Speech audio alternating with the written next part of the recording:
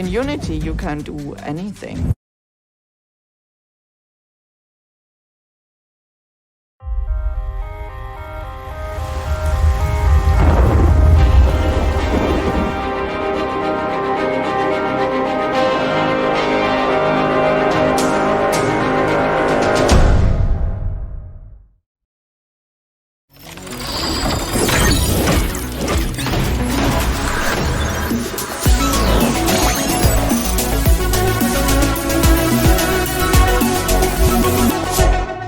Welcome everyone. Now, this speaker needs no introduction. Joining us on this platform is Wan Hazmer, co-founder, CEO and game director of Metronomik, to share with us on No Straight Roads to our debut game. Was it prophecy or a foretelling when Metronomik decidedly chose the name No Straight Roads for their very first IP?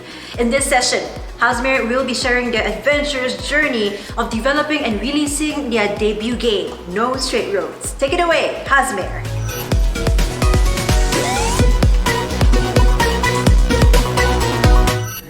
Hey everyone, how's it going? Welcome to No Straight Roads to our debut game by me, Wan Hazmer, co-founder, CEO and game director at Metronomik. No Straight Roads is a game that we have just released on August 25th, 2020, and it's available now on the PlayStation 4, Nintendo Switch, Xbox One and also PC on the Epic Game Store. And it's available in 4 voice languages: English, Japanese, French and Spanish, and also in 13 text languages. This for us is a very, very huge game because it is our very first game, and we just founded the company 2.5 years ago. And the company is filled with talents, very, very talented individuals, but most of us are either fresh graduates or people who are new to the game industry. So I'm going to detail our journey from the beginning of the company all the way to the release of the game. And I hope that you can learn a few things from this journey, because we are learning from it as well. And we are trying our best to take some points from there and improve for our future projects. Okay, before we move on, I would like to introduce myself very quickly. I used to be a game designer in Square Enix Tokyo. I was an independent game developer in Malaysia, moved to Japan to learn Japanese for 1.5 years, wrote a 10-page proposal in Japanese, sent it all over the place, and got into Square Enix after a few interviews, of course. Then I became lead game designer of Final Fantasy 15. Lead game designer is a bit misleading because I don't lead a bunch of game designers. I am a game designer, but that also leads a team of programmers, artists, 3D modelers, VFX artists, and also game designers as well, in a certain features, for certain features. So for us, it's the town team or the culture team. So I was leading this team to make towns to cater for the road trip experience in Final Fantasy 15. And I managed to sneak in a bit of my culture, Roti Canai, because there's a dry but happy place, and I thought Malaysia was suitable. So yeah, I mean, we're happy, right? We also have satay as well, because I'm from Kajang. And I was given the opportunity to do PR work, thanks to Tabata-san and his openness. Tabata-san is the FF15 director.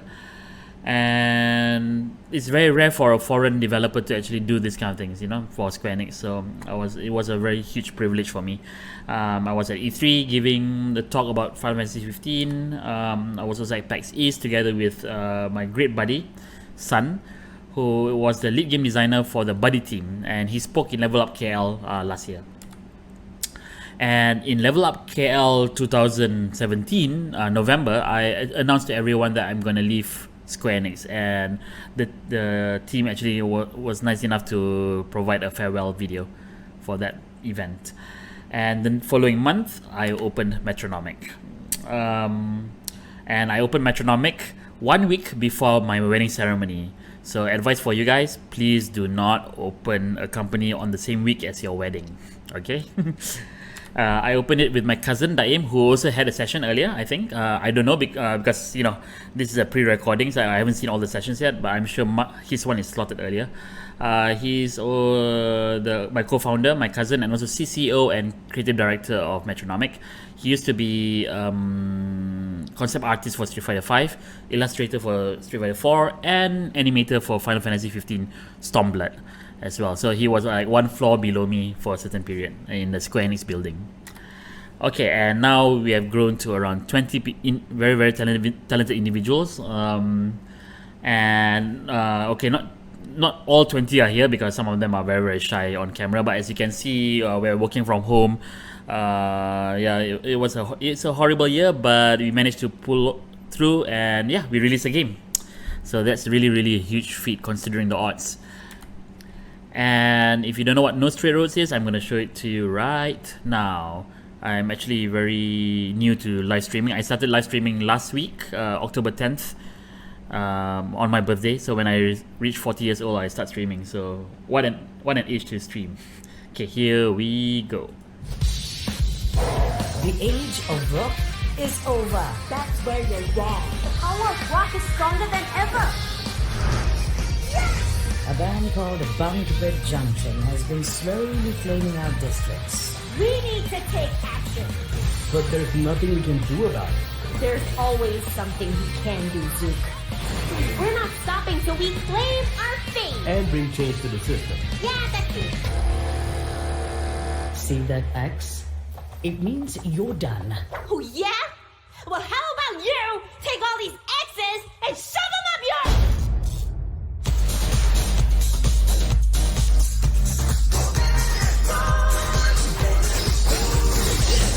First, they rejected us. Then, they denied our right to rock out. This is wrong. I hate to say this, but I think you might be onto something. We're gonna rock onwards with all that we've got. Are you with me? To the very end, though. We fight for the little guys!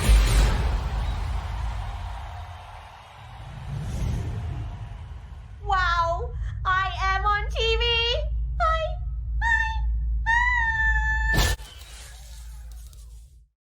Yep, that is No Straight Roads. So No Straight Roads is an action-adventure game where you control an indie rock band trying to topple an EDM empire called No Straight Roads, which has banned rock from being played in auditions and all that. So you are trying to bring justice back with the power of rock. For music and games, we always believe that there's a bigger role to play for audio when it comes to video games. Music has different rules. Game design also has different rules, and I believe that not all rules in music are exploited by video games. So for example, something like structure is something that can be played with. And in our game, the enemies actually attack according to the music, but you don't have to follow exactly. So you can avoid whenever you want, you can move whenever you want, but the enemies follow the music, and also it loops after 1 minute. And according to one of the Japanese reviewers, they say that it's like a music-based Sekiro, which I totally agree. If you get used to the music, and you know that during the chorus, the boss is going to do a hand slam, so you know that 4 beats before the chorus, you avoid the center. So that's the kind of musical instinct that we want to use when for people to play the game. So how has the reaction been so far? So before the launch, we actually already won some awards by going to game shows all over the world. But we also won one award from our home country, and that is Level KL. Thank you.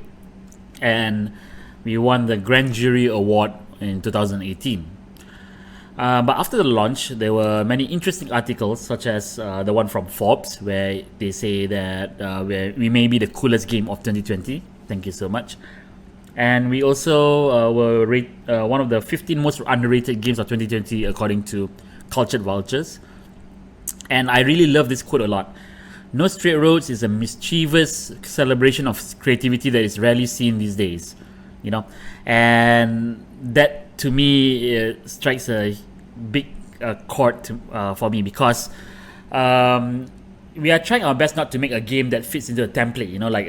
It is like that game, but that game. Admittedly, it is easy to market such a game, right? But we wanted to bring something new to the table. Of course, in terms of marketing, it might be difficult. Like, for example, because it's not a pure rhythm game, so rhythm gamers might find it odd that their actions are not following the music, only the enemy. And some action gamers might think that, oh my god, this game is so difficult because I don't understand the rhythm. So, but then again, we always want to push for something very new. And with this mischievous celebration of creativity that's rarely seen, I think we have achieved our objective. And the team has actually poured a lot of love into the creativity of the game to make it very, very unique. And I'm really, really proud of what our team has done for this game. And we have over 1,000 articles on No Straight Roads right now online, covering the gameplay itself in various languages, even Japanese, French, German, Spanish, and all that. We also big on YouTube. Our composers, the music director Falk is from Malaysia, James Landino and Funk Fiction is from the US, and Andy Tunstall is from UK. These 4 composers, they make amazing music for the game, and it shows because it's really highly viewed on YouTube. The Versus Sayu stage has 2.2 million views right now, and some of them are playing on loop as well, and it's also available on Spotify on launch day. And our launch trailer also achieves big amount of views, like 1 million for our launch trailer. And we also have streamers playing the game as well. And one of the most popular VTubers, Kizuna Ai. A VTuber is a YouTuber, but they don't show themselves. It's a 3D animation character, moving according to the actual person's motion. Very cute. You should watch a VTuber YouTube someday if you haven't done it already. But yeah, one of the popular VTubers also covered our game as well. And looking at the Metacritic score, it might not seem overwhelmingly high, but I'm very, very happy with this because it is our debut game after all, and it is made by mostly inexperienced people. And yet we see a lot of high numbers in yellow, and if you look below the yellow numbers, you can actually see the greens, and you can see 2 100 full marks, and also a bunch of 80s as well. So yeah, for me that is a really, really huge achievement. And if I were a businessman, I would stop here and move on, but let's show the ugly side of things a bit. Yeah, so let's see the user score. The user score for PC and PlayStation 4 is kind of telling with the critic reviews, but the Switch and the Xbox One might be it is quite low. It's in the red zone, and the reason is that the console porting decision was made a bit late. So there were a lot of scurrying to ensure that we put a lot of features in while still maintaining 60 FPS for these platforms. So we had to reduce a lot of the graphics. So some of these people actually do compare their purchase of the Switch version, compare it with the PC, for example. Because there are a lot of playthrough videos on YouTube right now, and they know that they're missing some stuff, but I want them to know that we're actually trying to achieve 60 FPS here. But there are also bugs in the game as well, especially in retaining to trying to match up to the PC version of the game, because in-house we did only PC and PS4, and for the Switch and the Xbox One we send it over to porting partners. But the porting partners did an amazing job. They were very very patient with us. And it's very unfortunate that we're getting this course. They're very justified though, but we are patching the game at the moment. And something to celebrate here is not just the numbers, the big numbers alone, but the smaller numbers, like this one. I know a lot of games that I really love that has only like around 3 to 4 critic reviews, because media, they actually choose what they want to review because they have a limited amount of resources in terms of time, in terms of people, and all that, and we actually have around 66 critic reviews. That means and they do not share, they are all separate media, and we have 66 medias actually reviewing, and this only covers those that are actually legible for Metacritic. There are some media that are not registered under Metacritic, and there are a bunch of that as well who review our games, and we also have a lot of user reviews as well. So this comes to show that the game is actually interests a lot of media, because as you see in the trailer, it's part Jet Set Radio, part Psychonauts, and part Space Channel 5, because we wanted to not make our game too serious, right? We want the game that can laugh at itself, just like Team Schafer games, for example, or even games from the PlayStation 2 era, right? And and then with all these user ratings as well, it's quite highly talked about, especially for a debut game from an unknown company like ours. And there's a lot of fan art. Oh my goodness me, so much fan art. And although it looks like a lot here, but I only collected the ones that were uploaded on Twitter in the past 12 hours, man. So in just one day, we received more than 100 unique fan arts. Not received as in uploaded to Twitter, and that's only Twitter. We're not talking about the Discord yet and all this stuff. It's really amazing to see how well it is celebrated among the fans. The fans are really nice people as well. I've been talking to them, and they're really, really a great bunch. We have no words, to thank them enough for this. And looking at the data a bit, in terms of hashtag impressions, on my birthday itself, it was 2.85 million impressions. It does go up and down, but because October 10th is a weekend, so we usually get this kind of amount on the weekends. So that's pretty a lot for our kind of game. And we also have the VAs doing the PR for us, even though we didn't ask for it, but they seem to be very proud of the game, and we're proud of them as well. And they actually do organize like a Among Us session where they play in Among Us, but they voice as their role in the character, and it's such a unique video, man. And because of the Twitch, I think the hashtag trended number 3 in the United States and number 1 in Malaysia twice. And the organizer of that is Stephen Bones. Everything, he's the voice of the male lead in No Straight Roads. Amazing guy, please follow him. We also had Tajia streams, one of the speedrunners of the game. The game is actually designed in such a way that is good for speedrunning, because we don't really spoon feed every single information to the user. So if you find out more things on how to defeat the enemy in a shorter time, then the better for you. But there are some things that are being discovered at the moment that we also don't know about. So we are being surprised by our game every day. And this streamer, Tajia, said that 160 hours were put into the game. The game is only 5 to 6 hours long.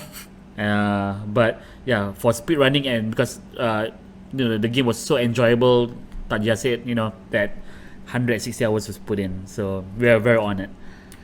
Our mistake is not to open our own Discord channel, but a fan did it for us. Not for us, for the game, right? We didn't ask Avi to open it. It's an invite only in Discord, but I'm also in the Discord, and wow, really, really amazing bunch of people. There are a lot of fan fiction as well. So apparently on Wattpad there are 48 stories. I've been reading them. Hey, and we're not including the ones that are in the darker side of the internet, if you know what I mean. There's also going to be a fanzine, a magazine made by fans for fans. I think it's end of this week. I'm really looking forward to this. And I've also played the fan game made by Ashford, the artist. A very, very sad story about the first boss of the game. So it's very safe to say that we have actually created a very, very memorable cult classic. Now, the publisher might see this and say, but we need the game to sell, man. Why are you making a cult classic? We want a mainstream game, So a publisher might say something like that. But good news is that we have created a memorable cult classic that has also earned profit on launch day. So yay! Success on both the creative side and also the financial side. So I'm going to show you the journey of No Straight Roads from the beginning all the way to the release. Again, there are successes, but there are also stuff like bugs, lower user score, and all that. And I will try to explain why and what we did right and what we did wrong. Okay, I'm going to go through it very quickly. So, Daim and I, we created Metronomik back in December 2017. We created this company not only to make games that are based on rhythm, that are not rhythm games, but also to provide opportunities for talents in Malaysia. For example, there are so many people who are very new to the game industry and don't know even the game industry exists in Malaysia. We know that there are a lot of great talents in Malaysia as well, but just need more push or direction, right? And we want to put our mark on the map. That means that, we shouldn't be shy or putting our own culture into the game, putting our own interest into the game as well. So a lot of open communication between the team, and also a lot of listening, to their ideas, and it just becomes like a boiling pot of amazing ideas and trying to implement them into the game. So that's our vision for Metronomik. Okay, so we recruited more people. We started out with only 1, 2, 3, 4, 5, 6, 7, around 8, 9 people, but we have already grown to around 20 plus. That doesn't include freelancers. And then we created a company logo. The company logo actually symbolizes our emphasis on, on the growth of talent and also the rhythm itself. So, which is why it's like a metronome, but with a plant in the inside of the metronome. I created a business plan because I wanted to get a loan from a bank, and that will be the last time I will make a business plan ever. There are some books that actually discourage you from creating business plans, because business plan is a very, very old structure, dinosaur structure basically. I know some business plans do work for certain companies, but it definitely didn't work for me. So up to you if you want to do a business plan, but I won't encourage you to do that.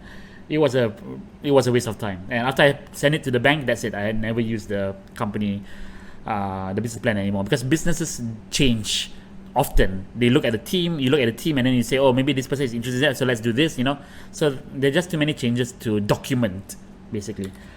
And then we went into what we call experiment sprints. So these are like scrums. I think you guys know what scrum is, right? Scrum is we do an iteration of 2 weeks. We choose some user stories, which means that you choose what are the features. User stories, the difference between features and user stories is features is like a technical feature, but user stories is what the user can do in the game. So it's a bit like how the user describes the game when he is at the mama or at the restaurant. So I can do this, I can do that, I can find it, I can protect, I can heal. So those are the user stories.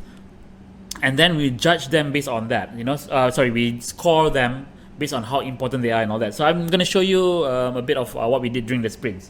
Yeah, here we go. Okay, so, hey, I'm back. Thank you, I'm back. Okay, so I'm going to show you a bit of the, let's see whether I can find any of this. Oh yeah, there we go. So let me just put this here. So first of all, whenever we have a sprint meeting, I will pass this paper to all the staff members, all the team members, and then what we're gonna do is, so these are the user stories. Oh, sorry, let me change it to this camera. Yep, there we go. That's easier for you to see, right? So these are all the user stories, and we actually score them. I'm sorry, I'm trying to clear my throat. I don't know why my throat is so sore at the moment. But yeah, these are the scores, right? So we score them based on out of 5. Importance means if 5 means it's very important, if 0 means it's not important. So 5 means it will make or break the game, basically. Risky, 3 means out of 3. 3 means it's so risky that we might have to do it now because we don't know whether we're going to pull it off or not. 0 means simple lah, don't need to do now. We know we can do it. And finally, I don't know whether is it focus the camera. Maybe not. Okay, there we go. And one to do this is out of 2. Simply it's based on feeling. I want to do this in the next 2 weeks. So what I do is I will ask every single person, what's your total score, what's your total score, what's your total score. So 7, 6, 7, 7, 6, 7, 10, 7, 7, 2. So when there's a 10 and a 2, there's a huge gap. So what happens is I will bring those two up, and then I will ask them, why do you choose a 10 and why do you choose a 2? You know, so the whole idea of this is, you know, some other agile methodology books, they actually tell you that this, based on these scores, you actually choose them for your next sprint. But for us, this is a score sheet for me to gauge the understanding of the team members, you know, about that particular user story. So I'm trying to tighten the gap of the knowledge and understanding of these user stories among the teams, because we all have to be on the same page, you know. And after I choose the 4 features, 4 user stories, based on that, it's not necessarily the highest score, by the way. I'll just choose 4, and then after that, you know, then we sprint, basically. I also bended the rules a bit. You can bend rules based on your company, like, you know. So at the time, I was the only one knowledgeable of sprints and Scrum, so I was the product owner and the sprint, master as well. And to show you how effective the sprint was, this is sprint 5, starting from 14th February and 2 weeks from that. So we had a whole bunch of art that came out from the sprint, because the objective of the sprint is to come up with as many ideas for bosses as possible. So we have stuff like so the DKOS art by Daim was created during this time. There was also this idea for DK Barat as well, which is quite funky. And then we also have very, very nice drawings. Like, for example, we have the Eve, because she's supposed to be based on like optical illusions and confusion. So we have that kind of design and all that. So just to show you how much we did in 2 weeks, the team worked so hard. So these are the amount of art that we have in 2 weeks, because we know what we want to do with the sprint, you know. And because of that, we were very, very focused. So 2 weeks, this much of art, you know. Okay, so that's why our game is very, very rich with ideas. It's really because we had so many to choose from, right? Yep. So I'm just gonna put the bag here. Okay. So moving on with the presentation. So as you can see, we actually pasted this our art on the co-working space, Level Up, opened by MDEC, and we wanted to share the pieces with the companies in the co-working space as well. Sorry. Okay, so we had to come up. It's not only art pieces, but also like music systems, also modeling tests. You know, like lighting and all that. And Daim is a very big advocate of stories where the villain is not necessarily bad and the hero is not necessarily good. You know, so everyone has their own reasons of doing something. So in our case, we have to respect music a lot, and every single villain in the game actually plays music for different reasons, and we had to outline that, plus story beats where we actually determine what does the boss do every phase. Like, for example, the boss is showing off in the first phase, so the visual impact is like this, and then when it comes to phase 2, the boss becomes angry, so the screen estate of the boss becomes bigger, and the gameplay changes a bit, you know. So story beats are also very important to show the progress of the emotion of the boss and their motivation to defeat the hero, and also the other way around as well. And so we had a plan for the first vertical slice. That is back in April 2018. For a game of this scale, this is quite early. And the reason is because I find it very risky to just keep on continuing making this game that is unique in its gameplay and art without testing it with people, you know. So what we did was we straight away went into the vertical slice prototype 1 implementation. So let me just show you a bit of what they've done for this.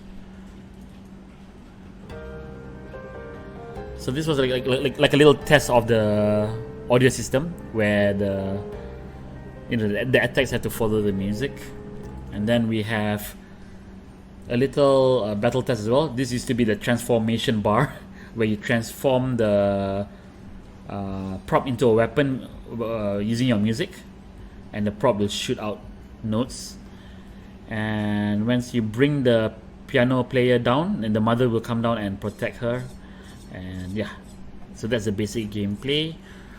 This was done by Gerald, I think, our CG director. So he did like a Unreal test basically. So the environment test to test the lighting and all that, because the classical piano prodigy boss has to be because it's like she's like the golden maestro, so everything has to be golden. And there are always themes and sub themes for the game, for every boss. So the theme is classical, but the sub theme is flora.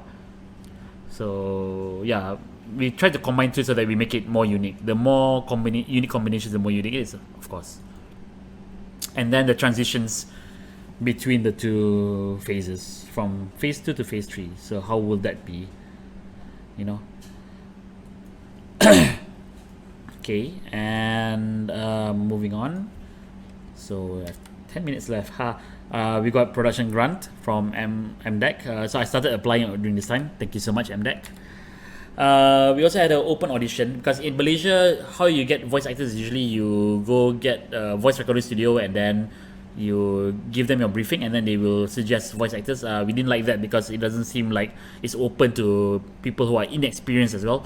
So we had an open audition, and interestingly enough, a lot of these voice actors, they start acting in their very Americanized English or very proper English, but we feel that we shouldn't be ashamed of our accent. So we mentioned that please just retain your accent and try again. And because of that, we have a lot of nice accents in the game itself, and we're very proud of that. And a lot of people overseas really love the accents in the game. The people who don't like the accents of the game is other Malaysians, especially early in development. Even our development team they were cringing at the accent, and that's just because we were geared. We are well, more like not like brainwashed, but we're more engineered to get used to English voice acting from the US, and yeah, that's something that we wanted to keep for the game, and I'm very glad we did. And then we finished recording, and then we have completed demo 1, and the demo 1 was actually shown in Tokyo Game Show in 2018. That's where we won our first award. We had Japanese players lining up for the game. We only had one booth, so that was actually quite surprising that we had a line. And a lot of Japanese loved it, and they actually told us that it's day one purchase, and some of the Japanese even discussed with me about the game design and all that stuff. It was really great. And we also had Shu, the great Shu, Shuhei Yoshida. He's not only president, but he's also a gamer. So he played our game and actually told us some comments on the feedback of the action is not enough and all that stuff. So we actually took those comments into consideration and reflected that in the final game. So thank you so much, Shu. And then Daim and I, we sat in his room. He still stays in Japan.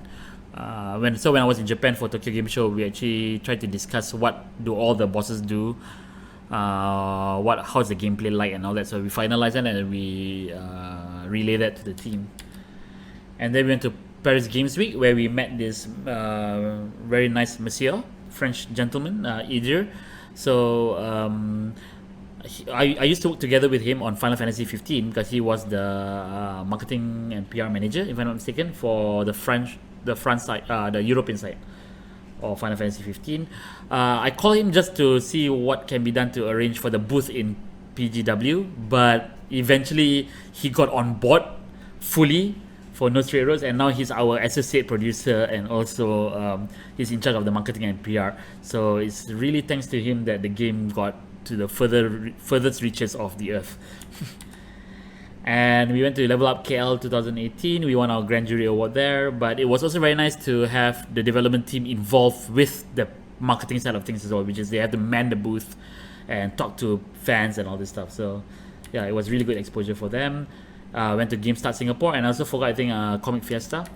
And we planned our second demo, because our first demo, the presentation of it and the response to it gave us the confidence that we're going towards the right direction. But we don't know whether we can actually pull off a second boss, because all our bosses are custom made solutions. So we want to make sure that people also like the second boss, and also we can actually implement the second boss, which actually turned out to be the first boss in the game. So this is prototype 2 implementation. So it mixes the theme of disco and space. Let me see. So this is a concept where a DJ is spinning the planets of a solar system, like how a DJ would spin a disc. And it's also the snobbiest boss in the game, but he's the first boss, and he's like in the center of the universe, you get what I mean? Yeah. And when he spins, because the Earth is involved as well, so there's a day-night cycle when he spins. And because it's the first boss as well, we want to make a very good first impression, so we started with a bang with this kind of approach. We had this monitor thing and all that. This was actually at close to the end of the prototype testing. Some of the effects are still very raw. And to some of you that might, I think you all can see the similarity between the game that you're playing right now and this one, but you can still see how raw the effects are. And all these effects are actually based on the planet, so Jupiter, Neptune and all that, but we decided to remove it because there's too much clutter. Okay, so let me close this and back to the presentation. And then we went to Taipei Game Show 2019, and we won Best Audio. And then we started on scenario. Localization was hell because we got very popular Japanese voice actors, because I wanted to make a really good Japanese version as well, because it's a tribute to how much the Japanese game industry has given to me. And we got Sakura Ayane and also Jun Fukuyama to voice very popular voice actors. We had to really cater to their schedule, and there were times when the English voice was not recorded yet, and we already had to record the Japanese voice. So then it results in some cutting and all that stuff for the Japanese version. But yeah, it was really crazy to align all the localization, because our team has no experience with localization. And then we finished demo 2, and then we showed the demo in various game shows. Every of these game show has a meaning to it. For example, in Taipei Game Show, we met Sound Amps, who actually introduced us to all these popular voice actors. So even all these Americans, so we went to US and we went to UK, we went to GDC PAX East and EGX Rest. Really important meetings there. And we met our publisher, who actually signed up with us, Sold Out. And Gary was very transparent. We met a lot of publishers, but Gary is very transparent with his work. And he actually came to Malaysia just to look at the studio, look at the game. We had to redefine the scope a bit, but after a few nasi lemak sessions and teh tarik, we managed to get a sign up. And once we signed the contract, we went to a few more game shows. We decided to not go to many game shows anymore and just move on with the game fully. So we had to look at the systems again. We looked at the 2 bosses. We looked at the responses from the people who played the game, and we found out that that maybe there's some revision that's needed for the system itself, because a lot of these things are custom made just for the bosses. So we had to generalize it and turn it into a system so that it's easy to edit later on. So we went full on development as well. We created an alpha version in October 2019, and to be honest with you, our publisher mentioned that the alpha version is not really alpha, it's lower than alpha, which I kind of agree. There were a lot of graphical glitches, some things are not completed yet, playability also was not smooth, but we still had QA go on. We only started our porting discussions here, although there were some complaints, but they saw some potential in making it into a Switch and all that stuff, and a lot of fans actually asked us for the Switch version of the game. Then we had some journalists do a mock review. What mock reviews are, journalists actually write a review like as if they're writing the real review for the game, but they don't reveal it to the public. So our mock review at the time was not very good, and our publisher review also, we had some complaints from the publisher because we didn't have enough onboarding. So what onboarding means is that before this, I didn't like to spoon feed people, so I like people to discover by themselves, like the 90s and the 2000s. But with the recent games and people are getting used to tutorials and all that. And not only that, then there's also the cause and effect, where what's the reason you're doing this and how come it affects this thing, so you have to have all these visual cues and all that. So we had to change the onboarding system. We added a lot of tutorials, so if you played the original alpha version, you might not know how to continue the game sometimes because it's really or you might not even know how to level up and all this because there's just not enough explanation. So thanks to the mock review and the publisher review, the game was improved tremendously. And we also had to revise in between the bosses as well, the approach to the boss stage and also to the city itself, how big, how small, and all that. And then we released a beta version of the game in March 2020, and we did a lot of testing and we did a lot of QAing, and then we gold mastered in June 2020 on all platforms. And then of course we tried to lessen the bugs a bit more, and we released on August 2020. We still have bugs, but it's way lesser than the beta version. Okay, and the programmers Heng, Hanif, Nico, Aiden, and Desmond, they did an amazing job to ensure that the bugs are removed. So let me just outline very quickly what we did right and wrong in our development. So first thing is, I think the open communication was very important. The programmers can comment on the art, the artists can comment on the game design, etc. So we had a lot of discussions, and we were very, very open to each other. And also the directors actually left them to their devices, So I was very, very ambiguous with my goal most of the time. I just say what I wanted. Why is the onboarding like this? Why is the cost and effect like this and all that? And they actually followed up with their own solutions, and it was a thrill. It was a pleasure to actually see all these results coming out from them without us monitoring too much, And I think that's what made for a very, very healthy work culture, and also what made the game very, very colorful. And the environments, even the characters as well, they're just filled with life. And we also insisted to have some Malaysian stuff in our game. Accent is one of them. The other one is we actually have a proper boss that speaks Malay. His name is DK West, which is a parody of a music style in Malaysia called DK Barat. And we also have Wayang Kulit, which is a shadow puppet used for entertaining kids in the East Coast. And we combined this together to create a rap battle. So one more important thing that we did was we made sure that our Malaysian culture is relevant enough to be understandable by people who do not know anything about Malaysia.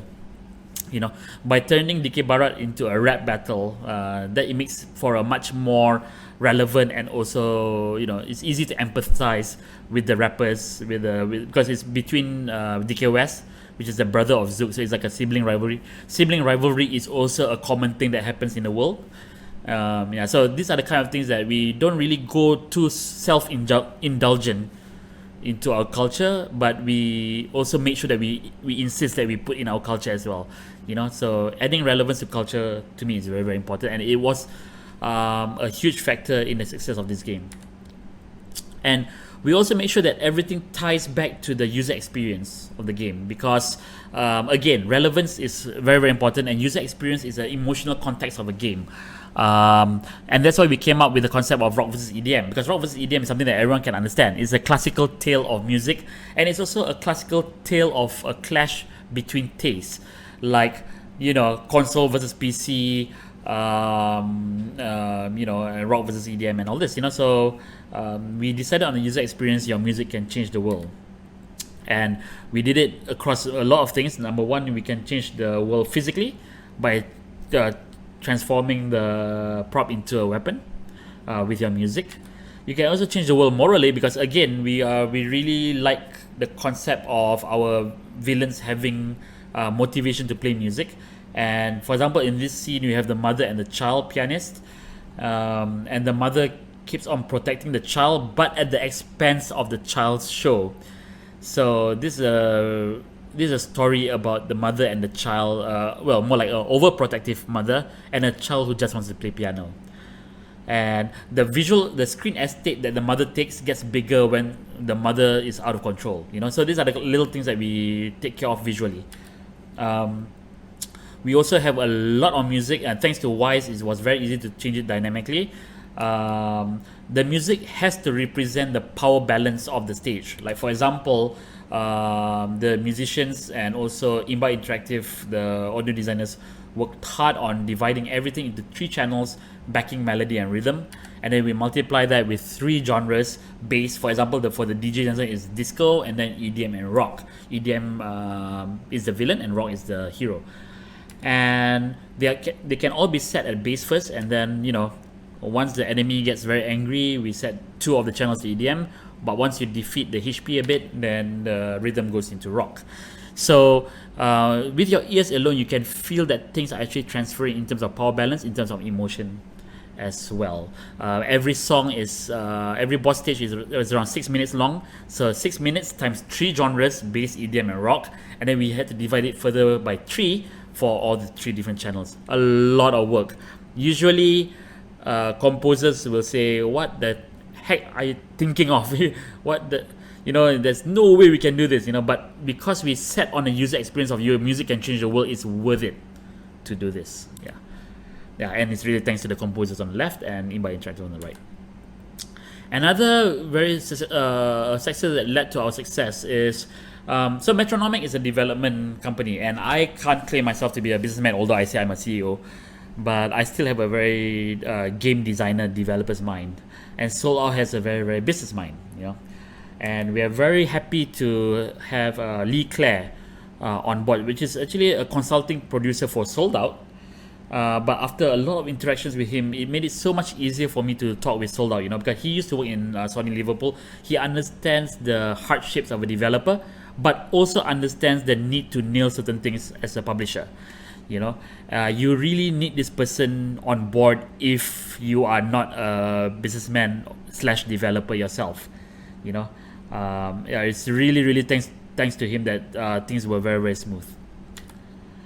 And we also have very popular Japanese voice actors, as I said. This is Mariko Honda, who voiced Yuko in Nichijou, among many other animes. And she voiced Eve, one of our characters. So we have all these very popular Japanese voice actors, and we also have the very popular French actors as well. Like for example, Donald Ronio, who actually voiced for Dragon Ball, and even if I'm not mistaken, Sora in Kingdom Hearts for the French version, and he voiced Zook for the French version of the game. And this becomes itself a marketing tool for the game organically. I guess one of the problems that we faced was the scope was never ending. So there was a lot of feature creep, and that is because the publishers saw a lot of potential in our game. Our fans also saw a lot of potential in our game. I try my best to filter out a lot of these requests, but sometimes they make a lot of sense. Like for game platforms, a lot of people asked for the game on Switch and Xbox One as well, and then we were creeping into the next gen region, so we had to move fast. Text languages, voice languages as well. We were not ready for localization per se, but we learned a lot. I wanted to make the first game as the game that we learned a lot of stuff and pushing boundaries. So there were a lot of hardships to tackle all of this, but I feel that it was worth it, and it will definitely be very good for future project. Because I advise people to look at the scope of the project and then adjust your game based on the scope. But with No Straight Roads, I wanted to risk it a bit, because we had a lot to prove, not only as a game company, but also as a Malaysian game company. And also, that's weird. And also, there were many times when I don't know how to adjust the leveling in my head. Like for example, whether I should give more freedom or should I do more macro management. whether I should output results or systems for the future. So a lot of the programmers sometimes they're like, can't we just focus on the systems? But if you focus too much on the systems, then there's nothing to output, and we don't know whether we are making the right game, you know. And also because I had to wear many hats, I had to be the CEO, but also the accountant, the PR manager, the HR manager, the IT manager, and all that. So sometimes I have to be these roles, but it might be at the expense of the game itself. And let me just tell you what we did right and wrong in marketing and PR. So first of all, it was the right choice. We went to a lot of game shows and we got a lot of coverage. We met a lot of people, and there was a lot of networking involved. So it was very, very beneficial for our game. And thanks to Ijir, thanks to Gary, thanks to Solout, and also thanks to Nabil and Rie. So Rie is my wife, and Nabil is based in Japan, and they help on the Japanese front as well. And yeah, the game was just, I mean, you know, it couldn't have been launched globally without these guys. Again, the voice actors do help with the marketing. And it also helps that both of us, Daim and I, we are very open to interviews, and you know, we are very chill people. You know, we don't really care too much about what not to say and all this stuff. You know, so although we do control, you know, in terms of not to spoil the game too much and all that, but we are very open with all our interviewers, and I think it does pay for a developer to be like that. You know, and then we also had a lot of streaming. We had a lot of organic relationships. Actually, we didn't pay Stephen Bones to do a stream. Maybe he's begging for me to pay because he needs a new chair apparently. But yeah, there's the video streams by the voice actors. The voice actors are so supportive of the game, and then the composers as well. They're making videos on how to make the song and all this stuff. I also keep in touch with the fans by you know, providing a post-launch video and all this stuff. I also comment on the Discord, and we also have you know, fan art, and we have No Straight Roads handled by Dave and Chris from the UK. They're really talented when it comes to PR. Sometimes I really don't understand how they get these ideas to, you know, ask people to doodle and all this, but yeah, it does engage the fans a lot, and that resulted in all these fan arts coming from all corners of the world. But of course, one of the problems of doing too much marketing is that I'm not in the office. So when I'm flying, especially for that one particular month where I had to go to the US and UK, there were many things that you know, that people didn't know how to proceed. So although I was in, we were using our communication tools, but sometimes I'm too busy to look into those, you know. So yeah, regrettably, there were times when I wish I would be in the office to guide certain people. It also affects the morale of the team as well. So you know, that is one of the give and takes of doing marketing. So as a developer, I hope that you understand that marketing is very, very important. But also as a marketing person, you have to understand that your developers might not be able to see the benefits of marketing. And this goes to my next point, which is sometimes there's too much effort being put into making marketing materials. So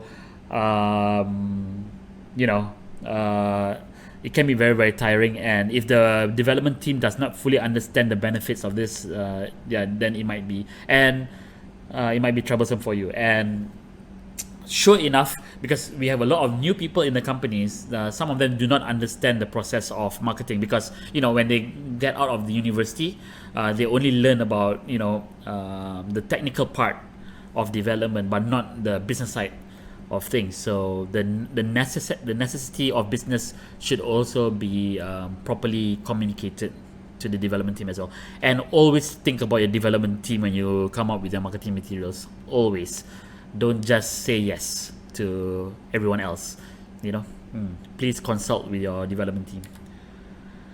And yeah, despite all those problems, we managed to make a game that was released on major platforms with a collector's edition as well. So I say that is a really, really great feat, you know. And you know, this is just a celebration of humanity, right? The developers, the voice actors, the composers, our publishers, the fans, the players, you know. we just I would like to just end this presentation with this wonderful fan art by Cotton. You know, Cotton says, "Thank you, Metronomik," and I say, "No, thank you to the world for enjoying our game and for celebrating it as a piece of creative work." All right. Thank you so much, everyone. This is I will be attending to your questions now, but before I end this particular video recording, please follow our social channels as per follows. Also follow our company channels as well, Metronomik. And I actually started my own live stream channel, hey, Wan Has Games. So follow me at twitch.tv/Wan Hazmer. All right, and on to the questions.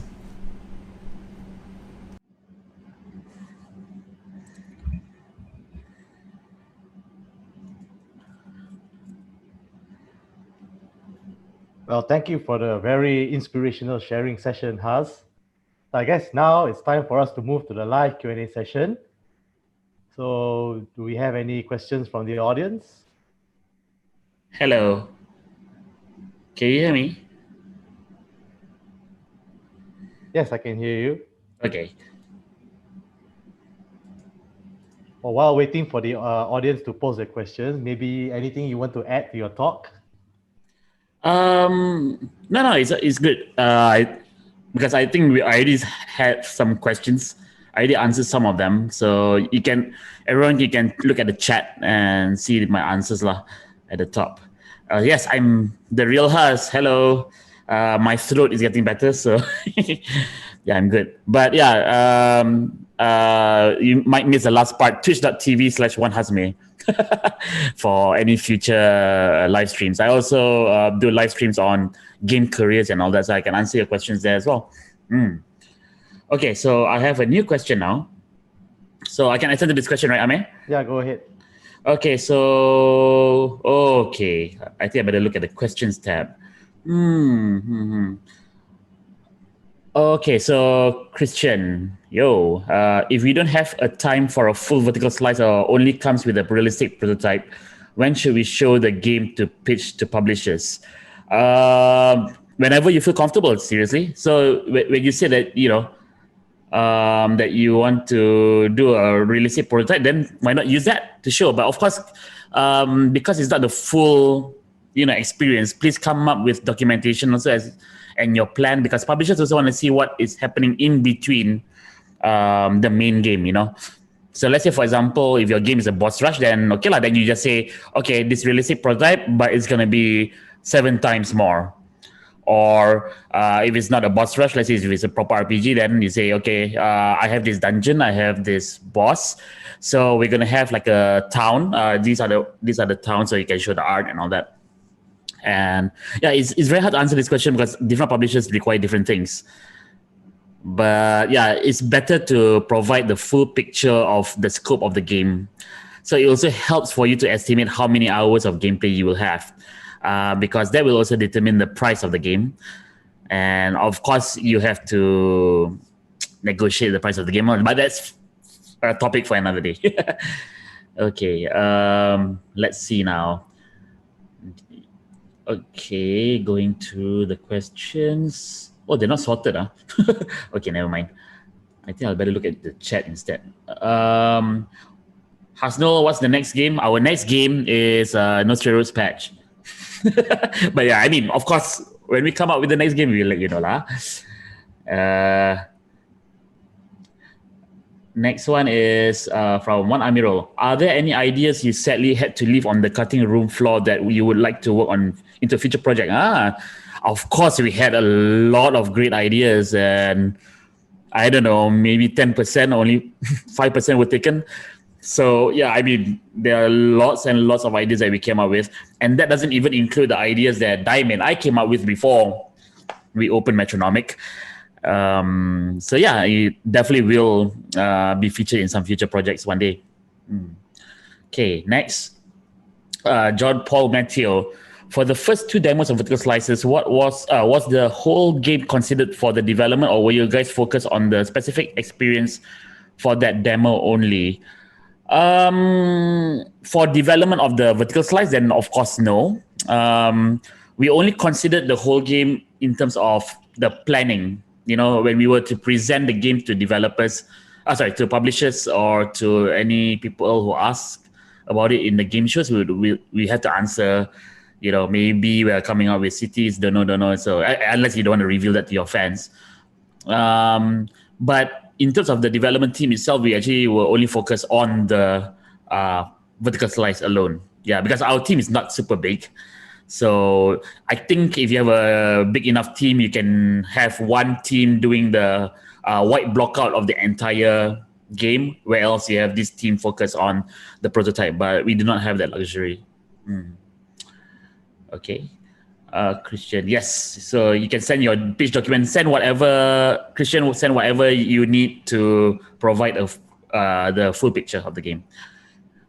Jonathan is asked, as a student, is there any advice you could give us if you want to publish our games? If you want to publish our game, so you need a publisher for your game, right?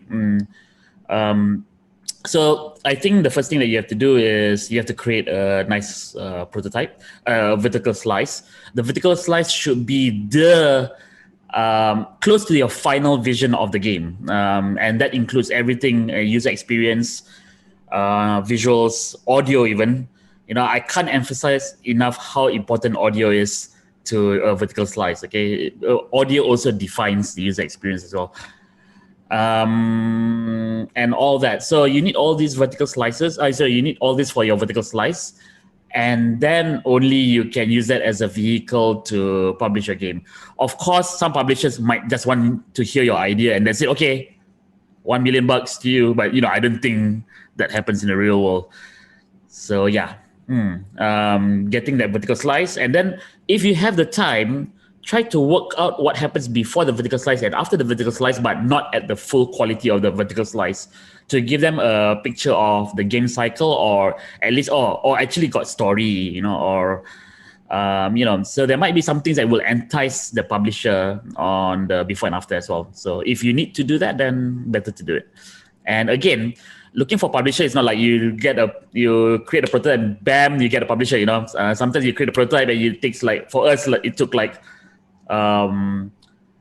half a year, I guess, to get a publisher, right? So, you can always improve the prototype slowly. So you get one publisher, the publisher rejected it. Always ask your publisher why you rejected it, A lot of them can be really honest when it comes to why they rejected it. So you listen to that.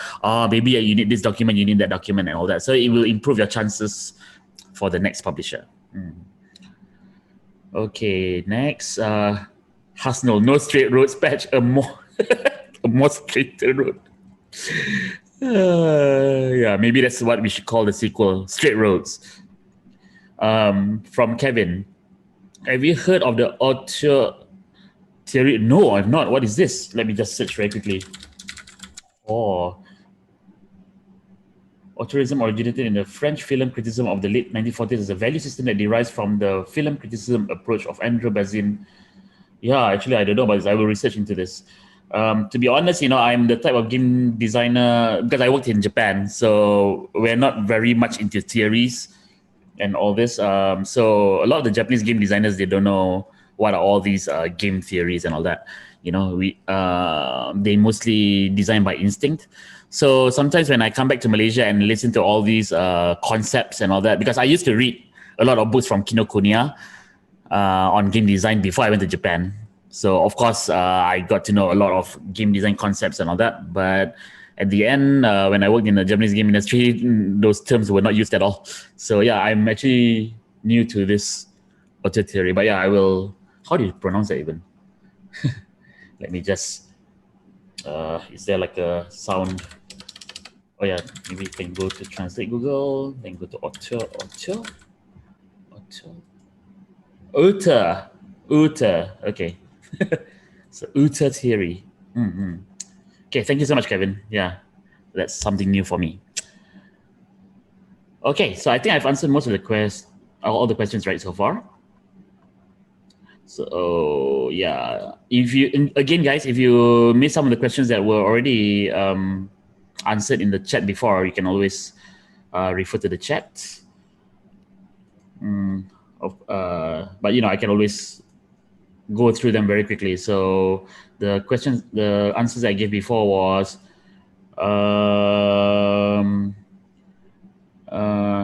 do you already have any ideas, improvements in mind for a potential sequel to NSR? Asked by Andreas, and I answered, yeah, we have already learned a lot from our journey, and also, through feedback and all that. So, yeah, we are definitely going to apply all these lessons to our next project, and even for the process to do patching and all this as well.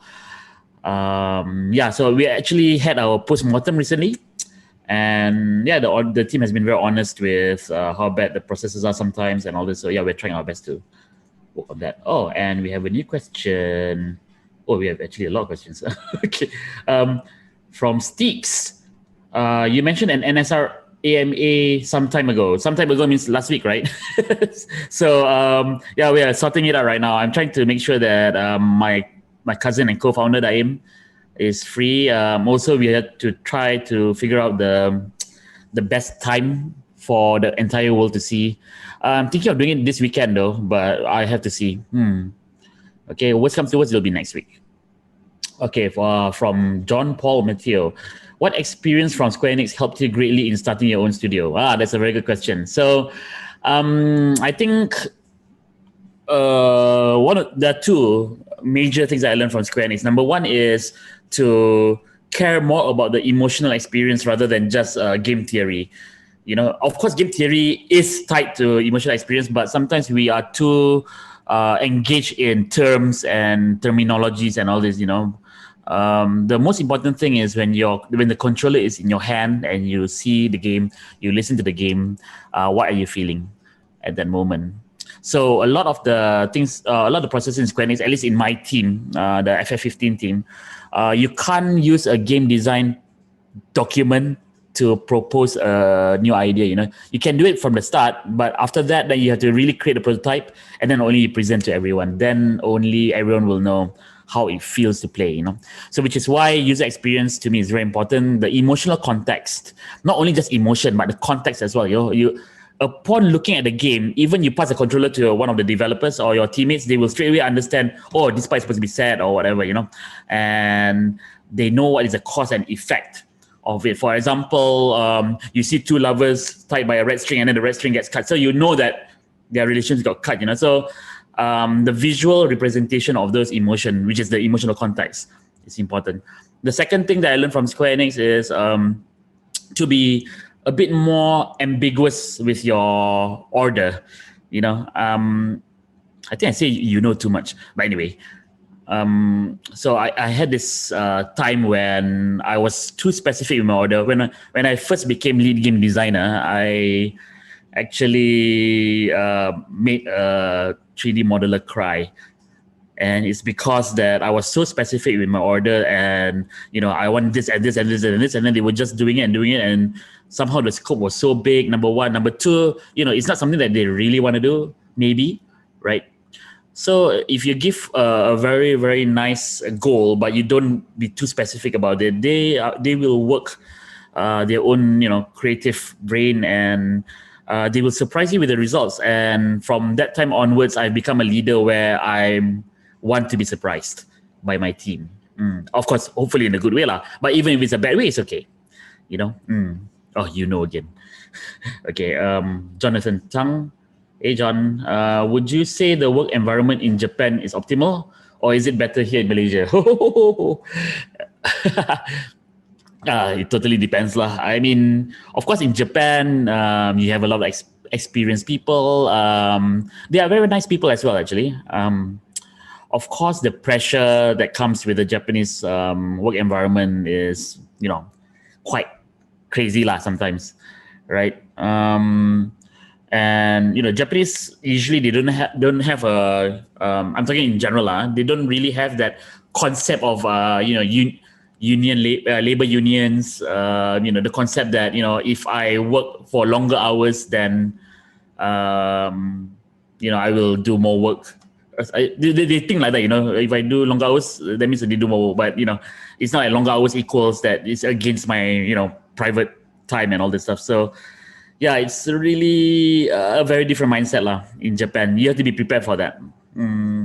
Of course, a lot of things are improving. Even the FF15 team, it was improving, but of course, some Japanese people, you can see if I check my Facebook, right, I can actually see Japanese people proud of actually uploading their workplace on Saturday or Sunday, saying, "Oh yeah, I have to work on Saturday." Hey. Then hopefully that the boss will see it and praise them or something. And it's really not a very very good work culture lah in that regard.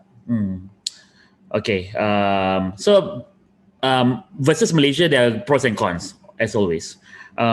Christian again, what are the criteria or quality of great artwork that is memorable and can be used as marketing material? Since No Straight Roads marketing materials are awesome. Oh, thank you very much. What are the criteria or quality of great artwork that's memorable and can be used as marketing material? So the first thing that you have to care about when you do a great artwork, this one Daim can answer better lah. But for me, I think whether it can relate to you or not is very important, and whether it breaks that relationship. So what I mean to say is, so you'll know that a person is using a guitar, for example, right? So guitar is used for playing music, but you have the art where she's hurling her guitar towards Tatiana, and then not only that, Tatiana has like a bunch of shadows behind and the bosses, so there you already have some sort of bias to what a guitar means and how a guitar plays, but you see it used differently. So two things lah, relatable and yet at the same time going against that relation. Yep. That's a short answer lah, but there's a lot more that goes into art. That one Daim can answer. Hasno, in your opinion, after all your experience, would you have liked to start your company in Japan or Malaysia? Nope, definitely Malaysia. Is this a trick question, Hasno? But yeah, starting a company in Japan is not easy. Okay. By the way, we actually have a company in Japan. Rie is the owner of the company, and Daim is basically managing that company as well. So we actually have Metronomik Japan, but it's just Daim. That's all. But yeah, I think I prefer to have a company here because there's so much more potential here. In Japan, they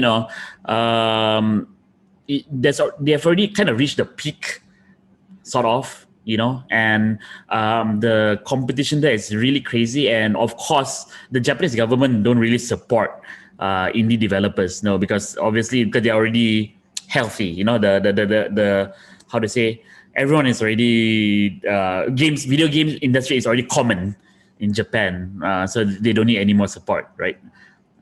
So there's no regret at all opening a company here in Malaysia. Oh, suddenly got a lot of questions. Eka, hey Eka, do you have a project manager that do the decision making while you're promoting the game overseas, or everything has to go through you? How important it is to have someone in the team to make quick? Yeah, so actually that is one of the problems of the. I guess I didn't mention this before, but yeah, it's definitely a problem that a lot of the workflow in the company depends on me and Daim, and especially when it comes to accounting, IT management, all these other things. Also, it depends on me. So Buzz has actually mentioned in the chat as well that I'm wearing too many hats, and I totally agree. Yeah, we do have a producer now, but that workflow came a bit later. So at the very first half of the production, I was the one who had to say yes or no to some things, and Daim also. So we're trying to loosen the dependency there so I can focus more on being a game director lah. And it's also because we didn't have any funds. We didn't have a publisher yet on the first half, so I had to do a lot of the things lah. Yeah. Okay, Jonathan. Okay, we don't have much time left. Yeah, 3 more minutes. Jonathan, I'm also curious. Could you give us a bit more detail of why the name No Straight Roads? A side joke. No, it has nothing to do with road holes we have in Malaysia. Actually, No Straight Roads was what was it really? Was it IPCC? Buzz or Hasno? But yeah, it was a very old project name actually, where you actually control a car with so the guy is the taxi driver and the lady is a lady with a machine gun, and it was actually a very kind of rhythmic kind of game where you can either shoot or drive. So the enemies, IPCC, right? So the enemies shoot and then you drive, and after that you shoot. Enemy shoot, drive, and then enemy drive, shoot. Something like that, so we move. So in fact, the game inside No Straight Roads called Master Wolf is an arcade game. It's actually kind of based on that concept. So that the name of the game was No Straight Roads because the name of the corporation that's monopolizing the world is Straight Roads Inc. And then it became No Straight Roads, the game. And we applied that to our current game where there's no straight roads to actually, whether you are good or whether you're evil. So there's no black and white in the world. So we applied that to our game. Last question from Lee Kenwen. Oh, Kenwen, you're here. Hello. Which bit of your work do you dislike the most? Oh my God, that's such a hard question to answer because I love a lot of the work. Difficult. Okay, the bugs, I guess. That's such a cheating answer. Will we have NSR2 in the future? Well, if things go well, if Metronomik still survives, maybe. But yeah. All right, I guess that's all right for the questions. I think I've answered all of them. Right, Amir? All right, Haz. Yeah, so thank you very much for the the live Q&A session. Maybe you want to say a big goodbye to your audience and fans. Right. So thank you very much for following the stream. I hope it does inspire you to make games of your own if you're not doing it already. It's very easy to make a game. Not necessarily easy to make a good game, but it's very easy to make a game now with all the free tools and all that. So if you have not started yet, if you just have ideas or, you just chat with your friend that you have this idea, don't just chat. Work on it right now. And I hope that for some of you who are working on a game right now but who are struggling, please be assured that we also struggle a lot. And I hope that you can learn from our struggles. And yeah, let's share more information and keep in touch. And hopefully we can build games together in Southeast Asia because it's a really great region, to be honest. Even to my publisher, Gary, he has realized how awesome Southeast Asia can be for video games. So, yep. Let's do this. All right, that's all the time we have. Thank you, Haz, and see you guys at the closing session. Bye-bye. Right, bye-bye.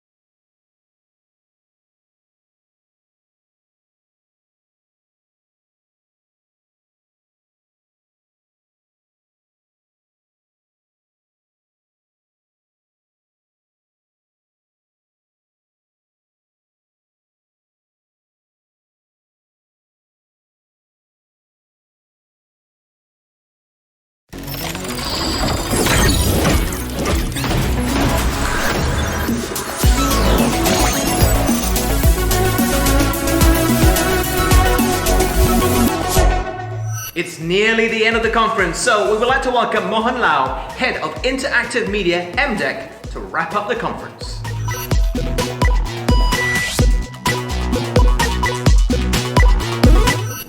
Ladies and gentlemen, I hope you have had a great couple of days so far.